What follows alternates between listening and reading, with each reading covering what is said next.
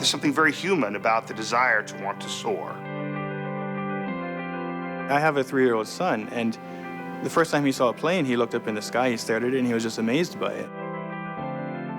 It's about giving people the opportunity to do things in an aircraft that they maybe wouldn't have the opportunity, for one reason or another, to do in real life. People tell us that, oh, I could never do that. I don't know how to fly an airplane. We show you you can.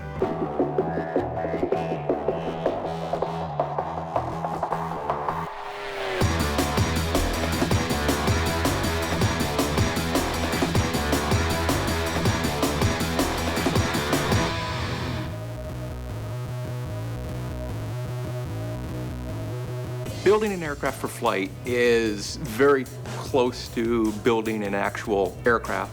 We can take 700 to 800 photos of just the exterior alone, and then another 400 to 500 photos of the interior.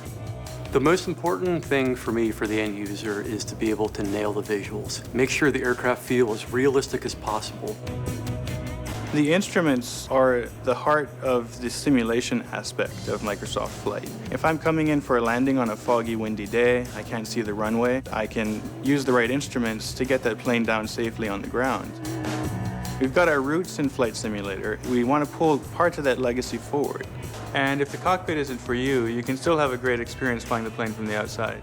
The sounds of the aircraft model in particular are taken from that actual aircraft. The switches, any motors, anything that's idiosyncratic to that aircraft. When I saw the A5 for the first time, I was completely blown away about the design of it. Its cockpit was sort of modeled after a luxury sports car. Well, I think you look at the A5 and you see the future of aviation at the consumer level. You see what flying can be. The Icon A5 was a perfect match for our vision. It's the airplane players are first introduced to during the free experience. There's no one else out there we'd rather partner with than Microsoft to try to bring aviation to the consumer and bring it in a fun, exciting, visceral, dynamic way. The level of attention to detail that Microsoft gave to this project absolutely stunned us. We work very closely with Microsoft to make sure that every detail that's in the game is representative of the actual airplane. Icon was able to provide us some CAD drawings. It gave us a model that was definitely more accurate. We went to their facility in Tehachapi, California.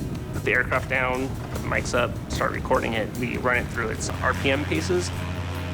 We apply the appropriate decals. We apply the chrome. We apply the rubber for the tire. Everything that makes it feel like a real aircraft. They created basically a virtual game for us that we were allowed to then play.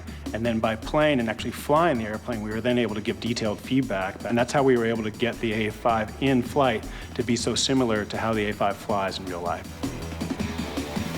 The best thing about Microsoft Flight to me is the focus on the experience of flying, not about the act of operating an airplane. That's a fundamental shift.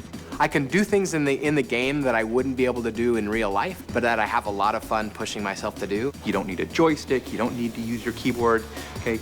Grab a mouse and go. Let your imagination manifest itself. I mean, let the dream of flying become real.